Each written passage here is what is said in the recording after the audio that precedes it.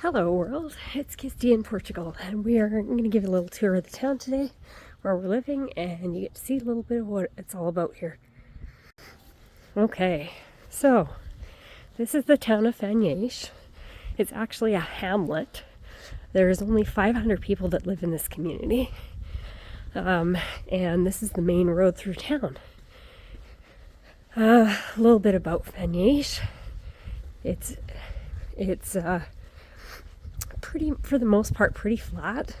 There's a little bit of a hill, but as you can see, the buildings are very close to the road, and this is a two-way road, and the posted speed limit for this particular road is around 50, so it's pretty fast for a small narrow road for Canada, but for Portugal it's pretty normal. This is one of the houses. You can see a lot of bright colors here and beautiful decorations. I think a lot of these houses are rented for the season because we're so close to Nazaré, which is oceanfront and a lot warmer than other parts of Europe. This is an amazing garden. Got some kale here that's growing past the fence.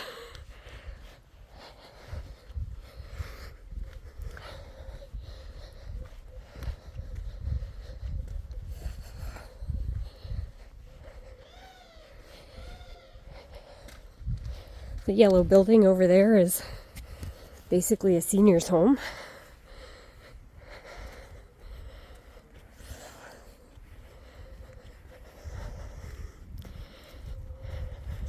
As you can see, no sidewalks. Lemon tree.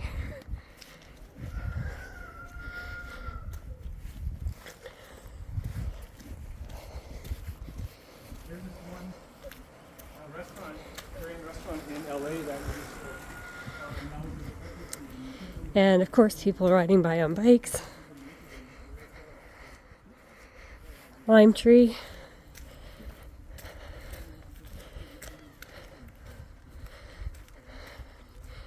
And as you can see in the house across the street, cactuses that are almost as big as the house.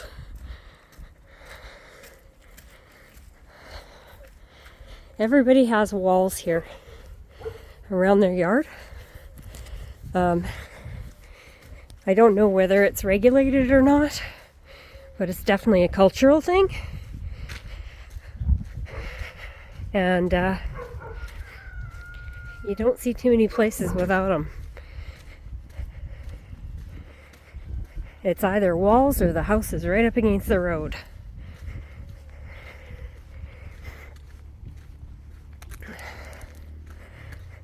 So I'm giving you the short walk that we take every day. We do this walk 3 times a day for our dog Maisie, who is not with me today, so I can do this little video for you guys. We're going through the morning glories path. A loud bike is going by.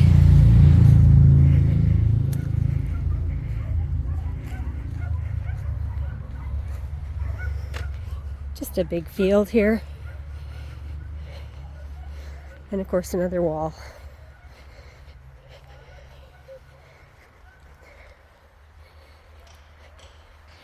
It's beautiful doing this walk in the mornings.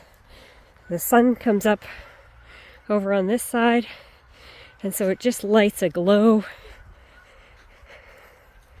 And then you're walking, past some farmland, which is also part of Fanhais.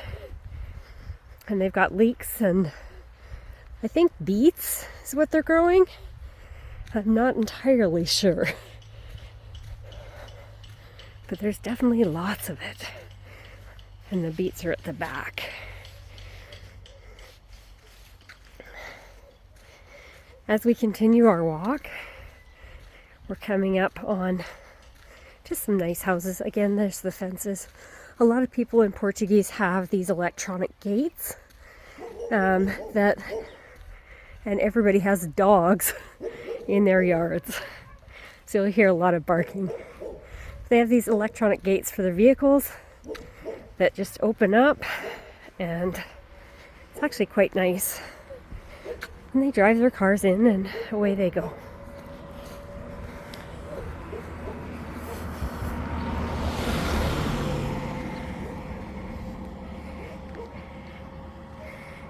Can't see it, but over there is a cemetery.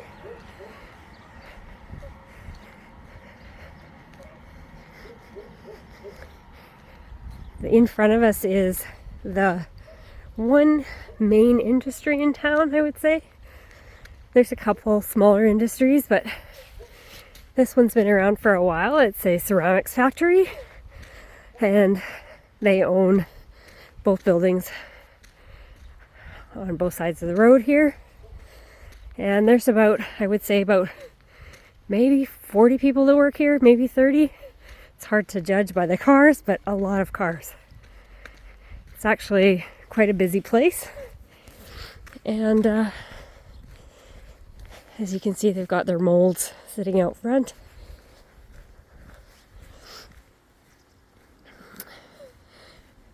And that's the factory. And we'll skip ahead a little bit on the walk. And we're back into the village. And there's some beautifully decorated houses here.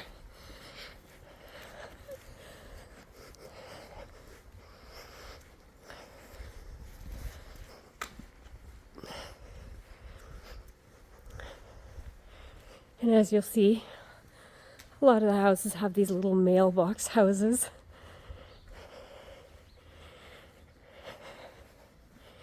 And they're just really cute. I find enjoyable little touch. And it's getting to be fall here, and so all of the trees are starting to bloom, which I find is funny, but that's the way it is here in Portugal. The main trees here in Portugal are pine, eucalyptus, olive, of course, and I can't remember the fourth one, but there's 4 main trees here. And you'll find them all over the place. Olives are protected in Portugal, so if they are on your property, you are required to kind of keep them. You can move them, but it's a bit of a challenge to do so. An unused little piece of land here that used to be a property. It's now kind of empty. As you can see, there's very little room between the houses. And it's paved right up to the road. Cobblestone streets everywhere.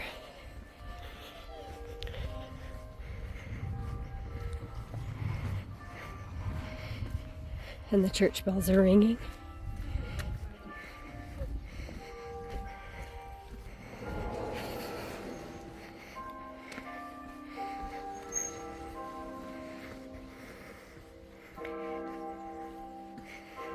It's like perfect timing.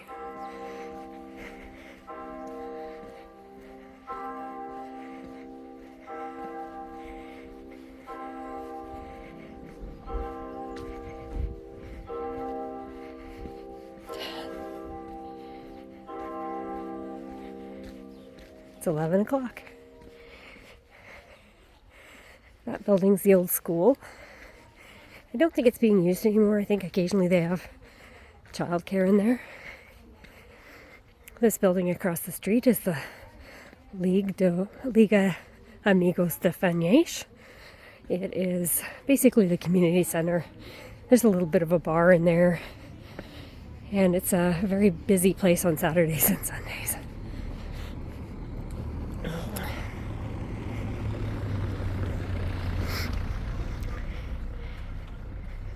This is the church.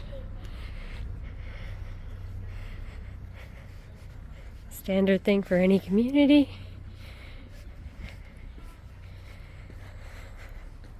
Fanhais has one or two small stores. It's really not a big town. It has 2 bread companies, and one is Pau de Fanhais, and the other I don't really know the name of. It's just a family run business, and it's right next to our house, actually. The local dog, guard dog. He barks at us every time we walk by. Sometimes even jumps up on the fence. Another derelict property. It's quite common to find older buildings, ruins as they call them, in this city.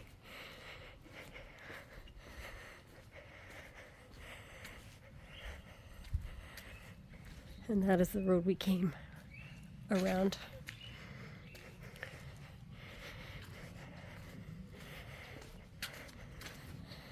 There's also a little grocery store here as well.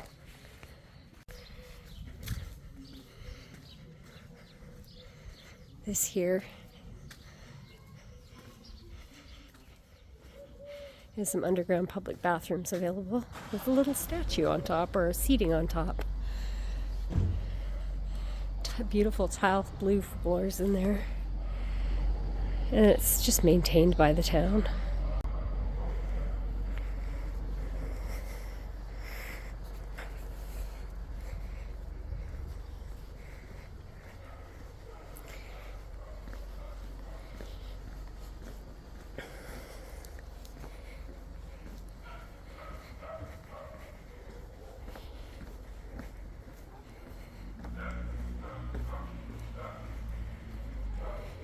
Love the colors. It's so bright here. And there's so much history. If you look down there, the railroad tracks are right there. And the train goes by every morning at 6:30, 6:45. And again at around 5 o'clock, 6 o'clock. There was a really nice restaurant here. It closed during COVID, and it's kind of a landmark in town. The reviews for it were excellent. And there's our other little bakery. They have the most amazing buns and food there, and it's really inexpensive. Like, you get 4 buns for like 4 big size buns for like $2 or €2. It's really, really good price. And we're back to home. So thank you for coming on this little journey with me. I hope you enjoyed it. Wishing you a fabulous day from Fanhais, Portugal. Take care. Bye. Hello world, it's Kisty in Portugal, and I'm going to give you a little tour of the town today, where we're living, and you get to see a little bit of what it's all about here.